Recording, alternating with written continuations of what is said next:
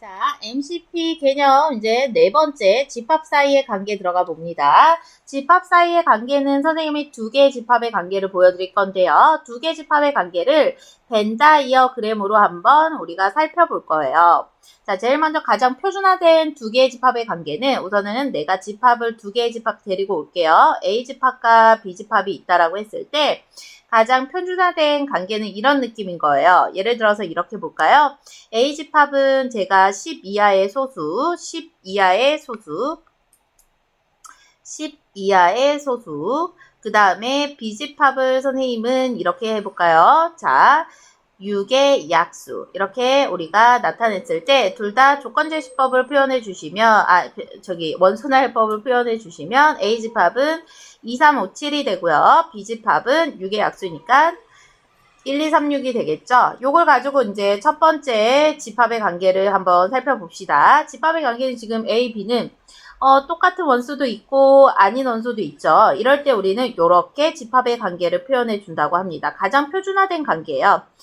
공통으로 들어가는 원소도 있고 그걸 겹쳐서 한 번만 이렇게 표현을 해주고 A만 갖고 있는 원소도 있고요. 3, 5, 7이죠. 5, 7. 그 다음에 B만 갖고 있는 원소 이렇게 표현해 줄 수 있다라는 거죠. 그래서 A하고 B라는 관계가 지금 특정한 관계는 아니고 공통인 것도 있고 아닌 것도 있을 때는 가장 표준화된 이런 모습을 띠겠다. 이게 첫 번째 집합의 관계고요. 자, 아무런 관계가 이거는 솔직히 없다라고 보시면 됩니다. 가장 표준화된 관계. 자, 두 번째 관계는요. 이런 것들이 있을 것 같아요. 자, A하고 B가 있는데 지금 A라는 집합에는 뭐가 있냐면은 A라는 집합은 10 이하의 소수라고 10 이하의 소수라고 했을 때 10 이하의 소수요. 10 이하의 소수.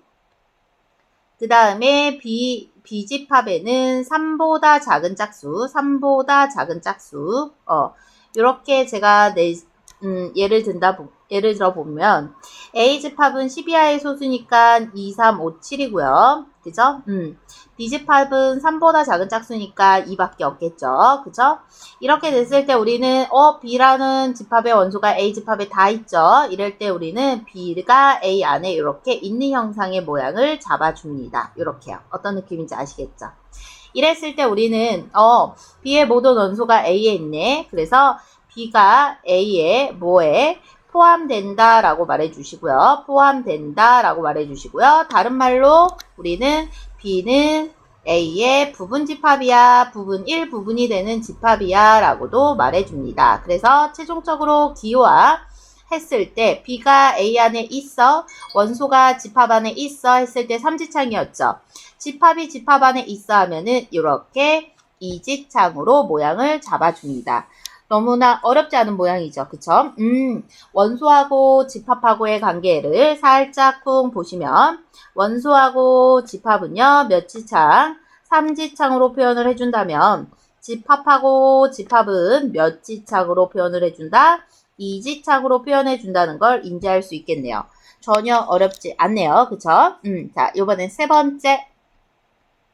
자, 이번에도 A하고 B를 예를 들어서 제가 출발을 하는데요. A하고 B를 예를 들어보면 이런 느낌인 거예요. A 집합이 지금 우리가 6의 약수다라고 표현을 해줬을 때, 그쵸? A 집합이 6의 약수면 B 집합은 지금 뭐라고 표현해 주시냐면 10 이하의 10 이하의 10 이하의 5의 배수 이렇게 표현해 줄게요. 그러면 6의 약수는 1, 2, 3, 6이 되고요. 그쵸? 그 다음에 B 집합 10 이하의 5의 배수는 50 이렇게 들어가겠네요. 이랬을 때 우리가 A, B 관계를 보니까 A하고 B하고 전혀 겹치는 원소가 없더라 이거예요. 그래서 A하고 B하고 이렇게 우리는 떨어뜨려서 이렇게 본다는 거죠. 1, 2, 3, 6은 A만, 50은 B만 들어가 있는 모양의 형태. A, B는 이렇게 떨어져 있어. 우리는 이 관계를 서로 뭐라고 가냐면 A와 B는 서로소 관계다. A와 B는 겹치는 게 하나도 없어. A와 B는 서로소 관계다 라고 표현을 해줍니다. 어떤 느낌인지 아시겠죠? 그래서 A하고 B는 서로소 관계라서 A하고 B는 서로 포함 관계가 전혀 아닌 거예요. A도 B에 포함되지 않고 B도 A에 포함되지 않아요. 그래서 그거를 만약에 부정하고 싶으면 이렇게 표현을 해주시면 되겠네요. A가 B에 전혀 없고요. B도 A에 전혀 없어요. 그죠? 근데 첫 번째 예를 든 것도 A, B는 아무런 관계가 아니니까 A가 B에 포함되지도 않고 B가 A에 포함되지도 않는다. 여기서도 적용될 수 있는 기호입니다. 그래서 서로소 관계는 그냥 우선 뒤에 가서 연산해서 배우기 때문에 우선 이렇게만 알고 계시면 될 것 같아요. 전혀 어렵지 않죠? 그 다음에 이제 우리가 하나만 더 마지막 네 번째 관계를 특이하게 볼 건데 A하고 B하고 완전히 똑같은 원소를 갖고 있을 수도 있잖아요. 그쵸? 갖고 있을 수도 있기 때문에 네 번째 관계. 네 번째 관계는 A가 만약에 선생님 그냥 쓸게요. 소문자 A, B를 갖고 있고요. B도 소문자 A, B를 갖고 있으면 완전히 똑같죠. 이럴 때는 우리는 A, B가 어떻다? 같다라고 말해줘요. A, B가 완전히 같아요. 그래서 그림으로 이렇게 표현을 해준다는 거죠. 그림으로 이렇게 표현해서 A, B가 완전히 같은데 여기서 하나만 더 포인트를 잡아주자면 A하고 B는 같다라는 것을 또 이지창으로도 표현이 된다 이거예요. 바로 뭐냐면 A가 B에 포함되면서 B도 A에 똑같이 포함이 되잖아요. 그러면 우리는 A, B는 같다라고 말해주기도 한답니다. 그러니까 이 이지창의 관계는 약간 등호도 들어가 있는 성립의 조건이라는 거죠. 그래서 마지막으로 하나만 더 얘기를 해주고 싶은 게 A가 B에 포함이 됐다라고만 지칭이 되어 있을 때 원소가 정확히 나와 있지 않은 상태에서는 여러분 머릿속에 뭐가 있으셔야 되냐면 이런 게 있으셔야 되는 거예요. A라는 집합이 있어요. 그러면 B라는 집합이 이 안에 들어가 있다는 모양이 기본적이지만 A하고 B하고도 어떨 수 있다는 거죠? 같을 수 있다라는 거예요. 어떤 느낌인지 아시겠죠? 그래서 우리가 부분집합의 관계에서 가장 중요한 성질이라고 정리를 내리는 게 있는데 요걸 보면서 부분집합의 성질에는 부분집합